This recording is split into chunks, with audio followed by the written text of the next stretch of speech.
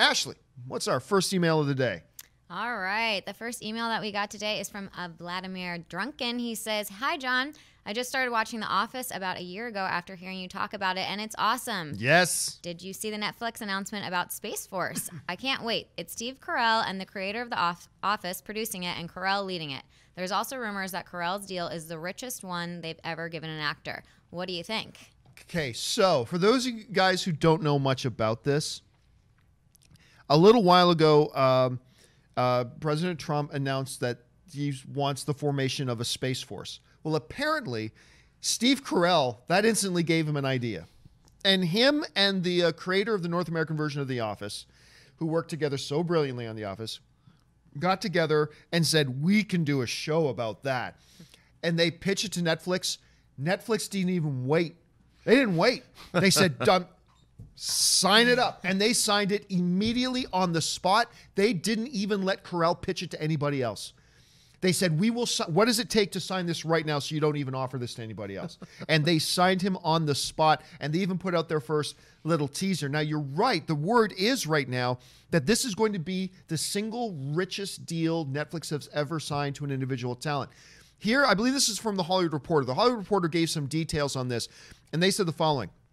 Sources say Carell's salary for Space Force, including co-creator and executive producer fees, sets a new overall record for Netflix at any rate, for talent, likely topping $1 million per episode paydays that the cast members of CBS's The Big Bang Theory previously netted. With The Office ranking as one of Netflix's most watched acquired series, sources note that often collects more views than their original programming. The streamer stepped up after hearing Carell was ready to return to series regular television and aggressively pursued the project. The show was not shopped elsewhere. So first of all, it does not surprise me that The Office is one of the most viewed things on on Netflix. I mean, obviously, I still watch it a couple times every week. Just put on. I play roulette. I play roulette with Parks and Rec and The Office, where like we'll be sitting down to have dinner and want to put something on, just go to The Office and then close your eyes and scroll through the episodes and then just hit play and you know a good episode's going to come up. That's what they did. What really gets me about this story is honestly the brilliant move by Netflix, because normally here you play a little bit of hardball. Okay, you want to pitch a series? Right. Okay, you know, convince us. You're Steve Carell. You want to come back to TV? Yeah, sign it. Do you want to know what the show's about? We don't care. Just signed it and got him. And this was a great move.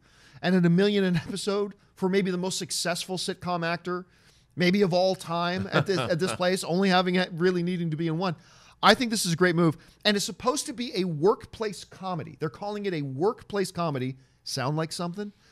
It's supposed to be a workplace comedy about the guys who are now put in charge of making this Space Force a reality and making it happen.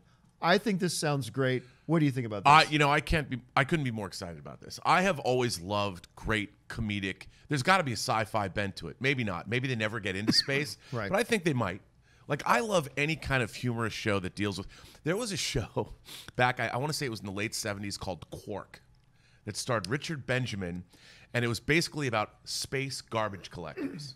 They would travel through space and collect garbage bags, you know, and it was hilarious. Red Dwarf, the great British show, right. Red Dwarf. I mean, I'm a fan of anything to do with space and humor, I will watch.